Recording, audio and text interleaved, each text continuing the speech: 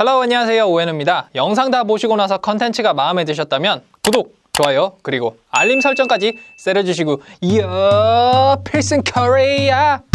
네, 이번 영상에서는 한국 축구 최악의 졸전 경기들을 선정해봤는데요. 98 프랑스 월드컵 네덜란드의 0대5 완패, 2014 브라질 월드컵 알제리전 2대4 패배와 같이 객관적으로 봤을 때 대한민국보다 전력이 좋은 상대에게 패한 경기들, 그리고 96 아시안컵 이란의 2대6 완패, 98 방콕 아시안게임 태국의 1대2 패배 등 90년대 굴욕적인 패배 경기들은 제외하고 2000년부터 시작해서 우리와 전력이 비슷하거나 우리보다 전력이 떨어지는 팀을 상대로 보여준 대한민국 축구 국가대표팀 최악의 졸전 경기 탑 10을 살펴보겠습니다.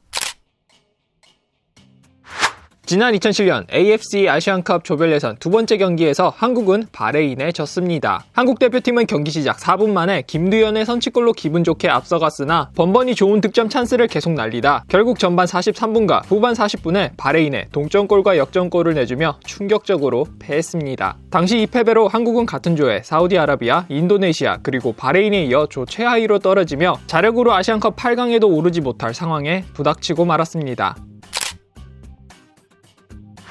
지난 2013년 6월 울산에서 열린 한국 대 이란의 2014 브라질 월드컵 아시아 지역 최종 예선 마지막 경기, 한국은 시종일관 파상 공세를 퍼부었지만 움츠리고 있던 이란에게 역습 한 방에 무너지며 0대1로 패했습니다. 이 패배에도 불구하고 한국은 같은 조의 이란과 함께 2014 브라질 월드컵에 나서게 됐는데요. 다만 이 경기 종료 직후 당시 이란 감독 카를로스 케이로스가 한국 벤치를 향해 주먹 감자를 날리고 또 이란 선수들은 마치 자신들의 홈 경기장인 것처럼 울산 문수 축구 경기장 피치를 한 바퀴 돌며 관중석에 한국 축구 팬들을 조롱했습니다.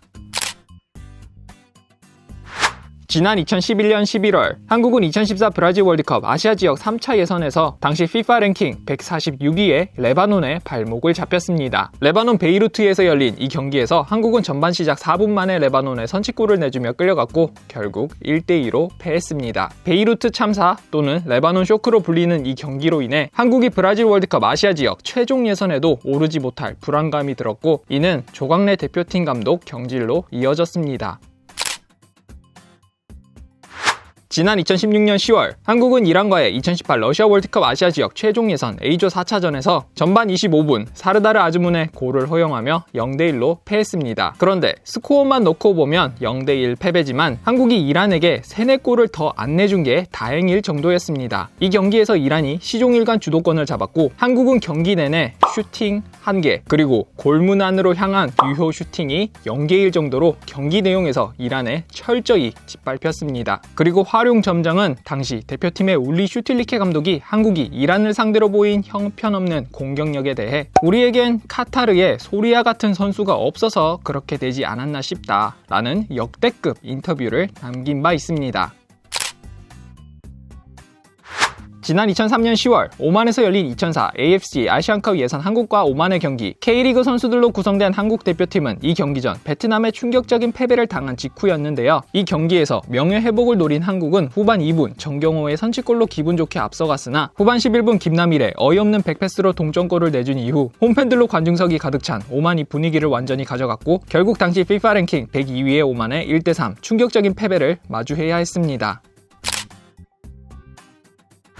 지난 2017년 3월 중국에서 열린 2018 러시아 월드컵 아시아 지역 최종 예선 경기에서 한국은 중국에 0대1로 패했습니다. 당시 한국은 경고 누적으로 손흥민이 결정한 점을 고려하더라도 전력면에서 중국보다 한 수 위였는데요. 하지만 경기 내용은 중국이 우리보다 한 수 위였습니다. 중국의 마르첼로 리피 감독은 세트피스 준비 및 한국의 수비 라인을 무너뜨리기 위한 꾸준한 침투 등 한국을 어떻게 상대해야 할지 제대로 준비해온 게 느껴졌지만 슈틸리케 감독이 이끄는 한국 대표팀은 뭘 하려고 하는지 전혀 알 수 없을 정도의 답답한 경기력을 보여줬습니다. 즉, 이 경기는 지도자 한 명이 팀에 끼치는 영향력이 얼마나 큰지 보여주었고 한국은 전략과 전술적 측면에서 중국을 상대로 졸전을 펼쳤습니다.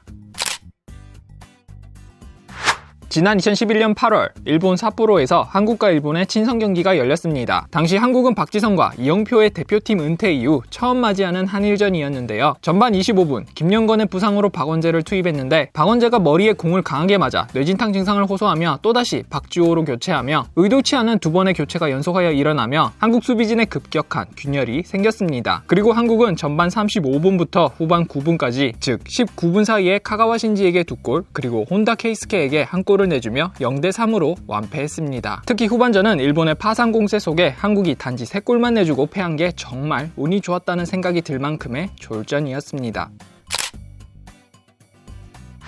지난 2003년 10월 오만에서 열리는 2004 AFC 아시안컵 예선 3년전에서 1승만 더해도 아시안컵 본선 진출이 유력했던 한국은 K리그 선수들로 대표팀을 구성했는데요. 그런데 한국 대표팀은 당시 FIFA 랭킹 98위 베트남을 상대로 수많은 슈팅을 때리고도 역습 한 방에 무너지며 베트남에 0대1로 패하는 망신을 당했습니다. 특히 이때 한국이 상대한 베트남 대표팀은 아시안컵 예선보다는 다가올 동아시안 게임을 대비하기 위해 23세 이하 선수들 위주로 구성했음에도 한국이 베트남에 무너지고 만 것입니다.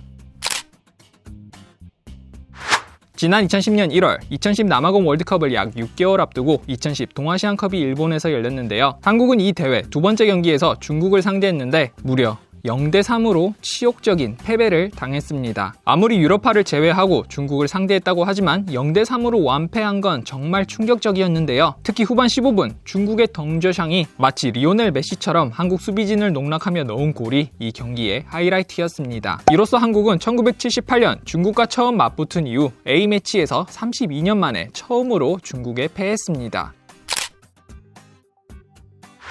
지난 2004년 3월 한국은 몰디브 말레 국립경기장에서 2006 독일 월드컵 아시아 2차 지역 예선 몰디브전을 치렀습니다. 경기 전 한국의 압도적인 승리가 예상됐지만 결과는 충격적인 0대0 무승부였습니다. 무덥고 습한 몰디브의 기후 탓도 있다지만 몰디브의 밀집 수비에 한국의 공격력은 매우 무뎠습니다. 당시 몰디브 원정은 박지성을 제외하고 유럽파를 포함한 해외파와 K리그에서 가용한 최고의 선수들이 총출동하고도 0대0으로 비기며 세계적인 망신을 당했습니다. 이 경기 결과 때문에 움베르투 코엘류는 한국 대표팀 지휘봉을 내려놓게 됐습니다. 이번 영상은 여기까지고요. 여러분들이 꼽은 대한민국 축구 국가대표팀 최악의 졸전 경기는 뭐라고 보시나요? 댓글로 의견 많이 달아주시고 저는 다음 영상으로 또 찾아뵙도록 하겠습니다. 바이바이.